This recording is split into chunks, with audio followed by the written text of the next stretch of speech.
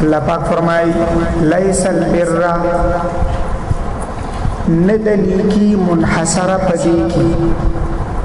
ندنی کی منحصر پدی کی هذا تفسير بیزاوی ترجمه ده ليس البر او ليس البر منحصرة في ان تولوا لفظي ترجمه كده سوري بیزاوی ترجمه وکړه ندنی کی منحصر پدی کی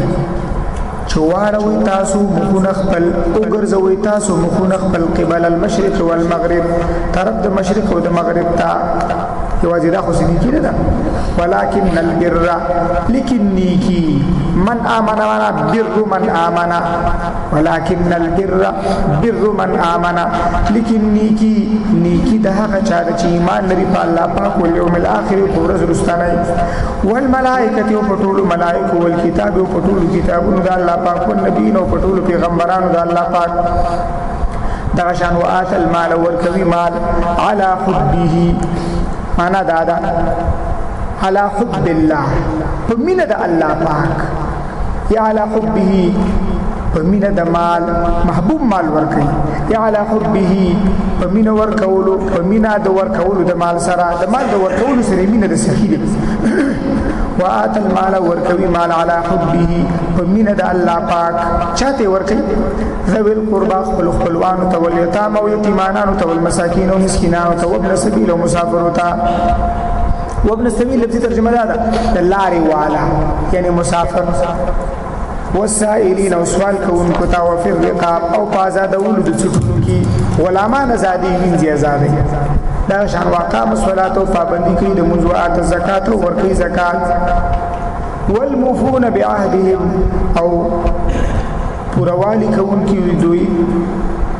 پورا کون کی دوی بعهدهم خپل وعدو او لوزون لرا اذا عهدوا کل جوادی او لوزونو کی الله پاک فرمای والصابرین تلتفیل مقدر دی معنا وامدح الصابرین ذ صفاتکم دا هغه بندگانو چې صبر کون کی دي فی الباساء په مالی سختۍ کې والضراء او په مرزونو کې بدني سختۍ کې والصابرین څنګه معنا شو وامدح الصابرین زمت حقوم دا هغه بندگانو چې صبر کوونکي فی الباساء په مالی سختۍ کې والضراء او په بدني سختۍ کې یعنی په مرزونو کې وحين الباس په وخت جنگ کې صبر کوونکی الله پاک فرمایي اولئک الذين صدقوا د دې لسو صفات خواندان هغه بندگان دي صدقو چې دوی رښتینی دي په دعوت ایمان کې او اولئک هم دغه کسان چې هم المتقون دوی دي پرهیزګار دا خو تفسیر البر په دې آیات کې اوس ورپسې دوه آیاتونه کې د قصاص مسله ذکر کیږي لحفظ النفوس اللہ پاک فرمائی یا ایوہ الذین آمنوا اید ایمان والا کتب علیکم القصاص فرض کرشے وے دے پتا سبانی قصاص جاری کول فی القتلہ پبارد وجلے شو کی پا قتل عمد سرا اللہ پاک فرمائی الحر اصل با قصاص کیگی بالحر پا مقابلہ دا اصل کی والعبد او عبد بقصاص کیگی غلام بقصاص کیگی بالعبد فمقابلة غلام والانثى او خزب بقصاص کیگی بالانثى فمقابلة خزی کی اللہ پاک فرمائی فمن عفی له من اخیه شیون دبر دی ترجمه تدیر پام کوئی فمن فسغسو عفی له چعفو کریشی حاغتا فمن مانا اغا قاتل من عبارت دا قاتل اغا قاتل عفی له چعفو کریشی دی قاتل تا من اخیر خبرلور دا طرفنا خبر مسلمان روری وجلے شیئن دیوشی چاگا دا دو وجنا دا نفتباع بالمعروف نلازم دی ورپسی گرزیدل پوارس باندی بالمعروفی پخی طریقی سرا واداء الیه باحسان او لازم دی په قاتل باندې ادا کول وارث ته په خسته طریقه باندې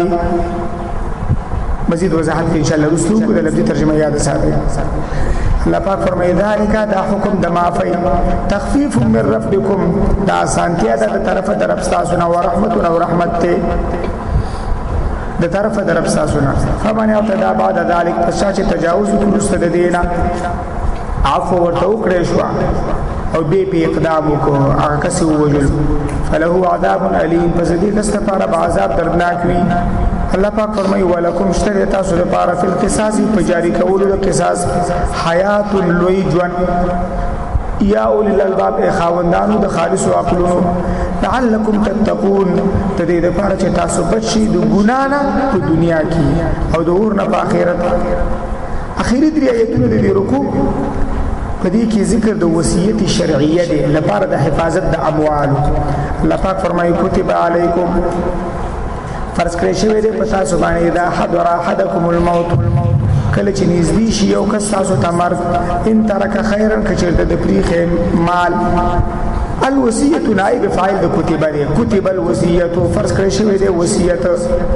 للوالدین د پاره د مور او پلار والاقربین او د پاره د خپل خپلوانو بالمعروف په نیکه طریقه د دوی د پاره به وصیت کیږي چې په شریعت کې د دوی څومره برخه ده الله پاک او د الله پیغمبر ورته څومره برخه ورکړي ده هغه برخه دوی ته ورکړي د کیو تفسیر داري ورنه په دې کې سلور تفسیری دي تفسیری فواید ان شاء الله راځي حقا علی المتقین حقا علی المتقین معنا حقا علی المتقین دا خبره ثابت کړی شوی دا په ثبوت سره علی المتقین په پرهیزګارو باندې دا معنا حقا علی المتقین دا خبره لازمه کړی شوی دا په پرهیزګارو باندې فمن بدله پس چا چې بدل کړو وصیت لرا بعد ما سمعه پس داغه نه چې دی اوریدلې دی وصیت خصي اوریدلې دی او بدل ک وصیت بدلول خو ګناه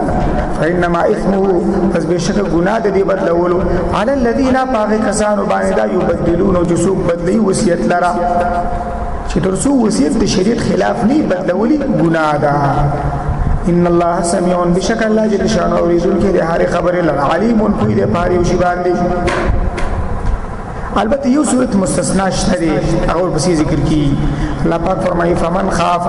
پسو چیریږي مموسن د وصیت کوون کې څخه جنفن تکګیدلو په خطا سره او اثمن یا د ګناه قصدي جنفن تکګیدلو په خطا سره چې د شریعت لارې خطا پرې خودله خراب وصیت وک او اثمن یا د ګناه قصدي د دوړو کې فرق قصدنی د شریع خلاف وصیتو که فاصله بینهم دا څوک چې اوریدونکو د وصیت ته د صلح او کړه په مابین د دوی کې هغه غیر شرعي وصیت شریعت ته برابر ک غیر شرعي وصیت شریعت ته برابر ک تبدیل پکې وکړو خو کاری وکړو نو فلا اثم علی الله پاک فرمایي نشته ګناه په دې باندې په دې بدلون کې باندې اوس ګناه نشته دی خو سم کار وکړو ان الله غفور رحیم بشک الله جل شانه بخنه کوونکی دی او نهایت مهربان دی ان کے لیے نہایت مہربان دے